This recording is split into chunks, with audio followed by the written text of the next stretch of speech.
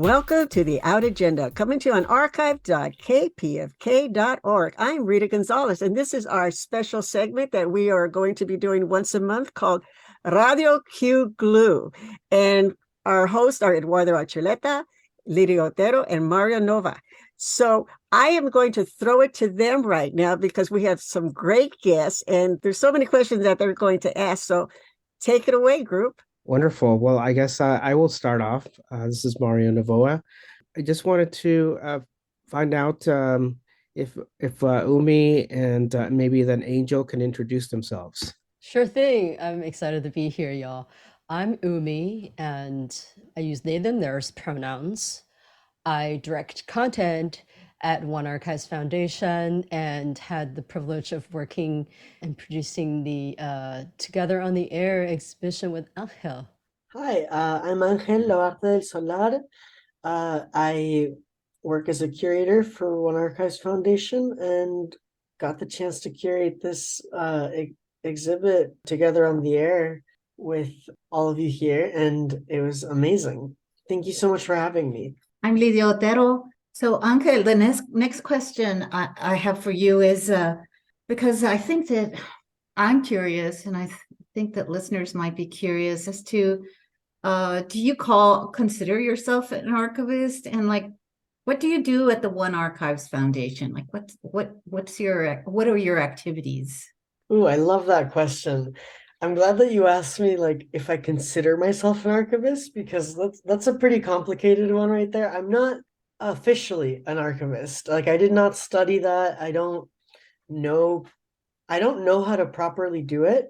However, my entire life, and I was talking with Umi recently over tea about this, but since I was young, I've been collecting this huge archive of like documents, sounds, voice recordings. So this is just personal, right? So it's not for the project, but so I'm not an archivist, but I kind of am in my own way. I love preserving history. And when I started transitioning about like 5 years ago, I decided to take it a lot more seriously and I started archiving my own voice recordings, my voice changing, and photographs every day of like my body changing and all of that. So I have a Google Drive that I pay way too much for a month because it has too much on it. But it's really cool getting to I don't know what I'll do with it, but it really excites me to do that kind of work. But I am definitely not like an official archivist, right? This is just a personal hobby that I enjoy doing. But it's fascinating what you're trying to do. I mean, it's absolutely fascinating. I commend you for chronicling it, these changes in your voice and in your body. I want to see it. Since I'm not witnessing, I would like to see it at some point. So hopefully you find a way to make it more public. I definitely would like to at some point, but I get overwhelmed with like, oh, what do I make with this, And also there's always the question of like, who cares about it? But it makes me happy to hear you say that, Lydia, because maybe I'll do something with it someday. Yeah. I think we all care here. And a lot of people out there will care about it too. This is Eduardo Archuleta. I think it would be fascinating to see what you have and how you put that together and maybe just kind of chronologically situate stuff and how you put things together. I would also be fascinated to see what you do with it and would like to see it as well. You guys are hyping me up. Thank you. In fairness, that's what you did for us when you were talking to us about the whole history of Radio QGLLU stuff. So if we can give a little bit of that back, that's fantastic for us, I think. What is it that you're currently doing at One Archives, Angel? So from late October to December when we had our opening, I was oh man, it was a lot of fun. I was doing a lot of oral histories, and there's a lot that goes into preparing oral histories, preparing questions, doing research on folks, doing research on the history of the content, just to contextualize everything, I was thinking about, it was my first time curating a show, so I was really like worried that it wasn't gonna go well because, of course, my first time. But I am an oral historian and I know that I'm good at that. And so I focused a lot on making sure that those stories were being told in just like exciting ways. So I really put my energy, most of my energy into that, and the rest kind of fell into place. And we did some like video footage and uh photography, and oh, it was so fun doing research like in the archive specifically to find images that were relevant. And then like at like the last second, Lydia sending me this really awesome picture that I had to use. Another really exciting part was I became good friends with Roland Valencia, and he just showed me, he had kept like all these flyers and documents from and newsletters from the 80s and 90s, and those were super fun to read, super cool. And so I spent a lot of time looking through those and taking out the stuff that I felt would be cool to show in the exhibition. And I can't take too much credit for this, but Diego, who also worked on the project, transcribed all the radio segments that we had. I just got to listen to them and had fun listening to them, but they transcribed every single one, which was amazing. So that was a big part of what we did at the beginning. And now since the show is already installed, we're now just focusing on like what the panel is going to look like. And there's not much installing that needs to be done, just a lot of like technical stuff. But yeah, that's kind of like an overview of what it's looked like so far. But Umi maybe might have more to say on that. I'm not sure. Okay. And then going with Umi, forgive me if I get this incorrectly, but you're a content creator. Is that correct? Yeah, I'm a content strategist. My title is Okay. actually Director of Content Strategy. Oh, cool. Can I ask you what it sounds like it could mean a lot of things. What is it exactly that you do? So yeah, what is it do I do?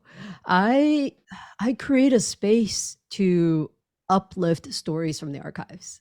So so if you think of the archives as kind of the the physical objects, right? Like where the physical collections, documents, ephemera, tapes exist, and then people like go to the archive, they don't necessarily know what to do, so the archivists are the ones who sort of help structure that experience, find information, help them search, right? So my job is another step removed from that, which is to kind of make space for folks who are interested in uncovering stories, and to have a platform to be sharing the stories that are derived or inspired by the archival objects. So in many ways, I see my job as being a witness to the power of storytelling and story sharing. So, so in the context of the project that we're talking about here, Together on the Air, I work with Ángel, who was still is, because the exhibition is closing soon, is our guest curator.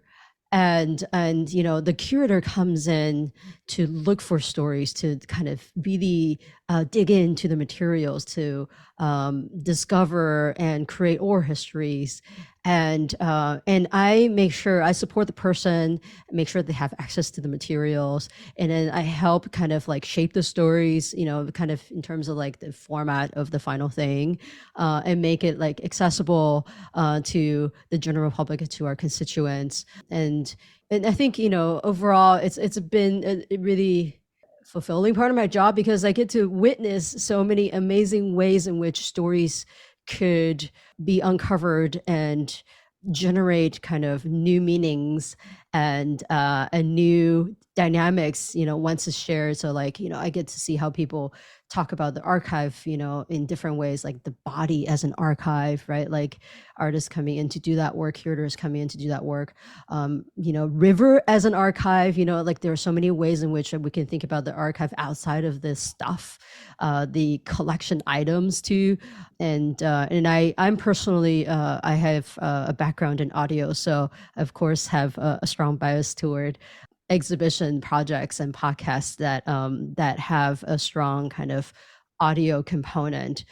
So that's my job. I help kind of create the environment, build a team each time to kind of uplift these stories and make them out there and accessible, and to be able to touch the communities, people that we want the stories to be out there for. Wonderful. And I want to ask Angel, I hear a lot of passion in your voice about what you do, and you consider it a hobby to curate this information that you're gathering. I myself, as a historian and a filmmaker, also I was really attracted to Roland's oral story of gay and lesbian Latinos Unidos, and that prompted us to work on the film documentary about the organization. And I got a chance to meet Rita Gonzales and Lydia Otero and so many other people that participated in the film. So I think we're on the same wavelength in terms of just the passion and curating that information so that it's passed down to other people and shared with other people and future generations. I wanted to ask you, you created the exhibit together on air. What do you want people to learn or take away from the exhibit? Thank you. That's a great question, and I appreciate what you said, Mario. There's so much to take away from the exhibit, but I think, there's like a lot of people don't know about this history. So that's just one thing, like a simple thing where if you walk in, you can all of a sudden be in this world that like shows you in an entertaining and educational way what this history was and is. What I want people to take away is like, it's not just about GLLU as an organization. It's about what GLLU did and paved the way for. Because really, this GLLU as an organization was like so radical for its time. And like the way that I see it is that like, first, it's really important to understand where our lineage comes from as like activists, right? Or as historians. But yeah, like when you look back, like there weren't organizations like GLLU at the time. And really, you guys paved the way for so many organizations that got to do more really cool work. So that's like probably the most important thing to me that people should take away is like, wow, like if it wasn't for this organization, where would we be right now? And it actually does work like that, in my opinion. I don't know. Does that answer your questions? Yeah, I think there's so many reasons why we do the work that we do, and this exhibition of the historical archives of GLLU is super important, and I think everybody's going to take away different things from the exhibit. And but no, I think you answered the question and throughout your interviews, so we appreciate your responses. Well put, Ángel. It's very touching. So Umi, what's in the future after this exhibit comes down on the 31st? What's next? We have in-person exhibition that we are currently in production for. It's going to open in the fall, and it is One Archives Foundation's 70th anniversary. So we're in this moment, we're doing a lot of introspective, retrospective work right now. And this upcoming fall exhibition will be on One Magazine, which is a publication, the first nationally distributed gay and lesbian publication with its inaugural issue in 1952. actually 1953. And it was published by folks who are our founders. So we're looking back on that history and to sort of dig into what it was like to be queer, LGBTQ, in the era of mid-century America. And this show will be curated by Lexi Barr Johnson, who is the curator at One Archives at the USC Libraries. Before that, we're actually kicking off our podcast season 2. So we have a podcast called Periodically Queer, which looks at magazines as a way to dig into the history of queer organizing and community building. And for season 2, we're digging into 2 different periodicals. One of them is one magazine. Second one is actually Vanguard. Vanguard is actually an interesting magazine based around San Francisco homeless youth, LGBTQIA organizing in the 60s. So we'll be looking at the history of youth-led organizing, potentially one of the first documented queer youth-led movements in the country, and really sort of unfolding some of the stories around that movement. So Great. very exciting. Great. Wow, that's really good. I look forward to those. Can we talk a little bit about the screening that's going to take place Unidad, Gay and Lesbian Latinos Unidos on Friday, March 31st, and about the special panel that's going to be there? Sure thing. So on the 31st of March, we are having a closing event for Together on the Air. And we are excited to be showing Unidad documentary film about GLLU. And after the screening, we'll have a panel discussion with members of RADIO QGLLU and filmmakers, as well as Ángel will be moderating the panel. We do want to make sure that people know that this is the day that we'll be honoring Cesar Chavez and his contribution to GLLU and to queer Latinx movements. So we'll be discussing that as well on the panel. Is there anything else you would like to add, Ángel? No, I think I'm good. You said all of it. I'm just so excited to get everyone together and pick their brains. Yeah, I'm looking forward to it. I'll be in LA then, so I'm excited to be around y'all and your energy. You all are so optimistic, and I'm excited about the 31st. And it's the closing of the exhibition Together on the Air, right? It's the last day, and then you start taking it down. Yeah, we'll be deinstalling after that. But we're excited about the gathering as well and seeing y'all in person again. Well, I just want to say, this is Rita here, that I want to thank everyone for our first real show. We did one last month. And Ángel and Umi, how does it feel to be interviewed on the other side? Oh man, I have a lot of thoughts on this. When I was in grad school studying oral history, we had to do a lot of exercises with partners where we would have to get interviewed, and I hate it. I hate talking about myself. I hate like being in front of the camera or the microphone. I much prefer being on the other side, but I will say that you learn so much about yourself through these things, and I really appreciate the opportunity to do this, so thank you so much. Umi? It's neat to be on this side of the microphone, but I'm often on the other side of the mic. I love being on this side because it makes me think about conversations differently. And it's not that I'm only talking to you, the people who are interviewing me, but I have to think holistically about where this is going to get out. And what I'm going to say is going to mean to the people who eventually read and connect to and listen in.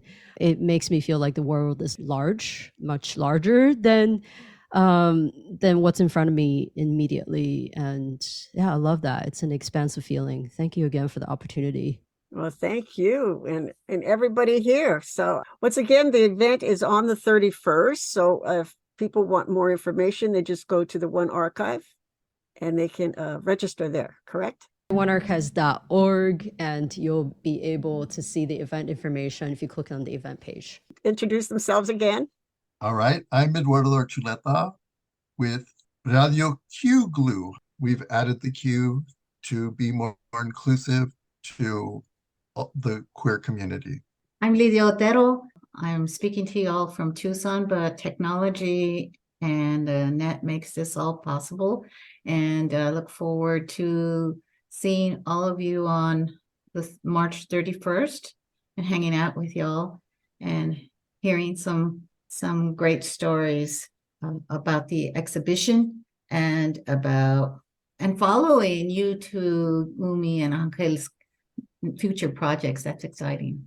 And I am Mario Novoa, producer of Unidad, Gay, Lesbian, Latinos Unidos, which I'm proud to be sharing with everyone. And I hope everybody gets to see it on the 31st, an exclusive screening. So we will have more news to share about Unidad coming soon. Thank you.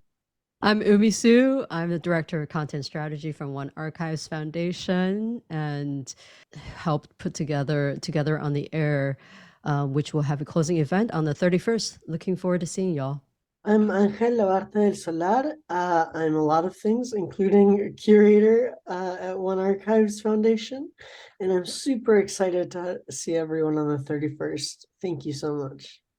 And we'll be here next month. So thanks, everyone. We'll have another interesting show. So please stay tuned right here. And we do want to hear from you. So tell us what you think of the Out Agenda and Radio QGLLU. You can like us on our Facebook, follow us on Twitter, or email us at theoutagenda@gmail.com. I'm Rita Gonzales. Thanks for listening and have a wonderful week. And remember that being out is the first step to being equal. Now stay tuned for This Way Out.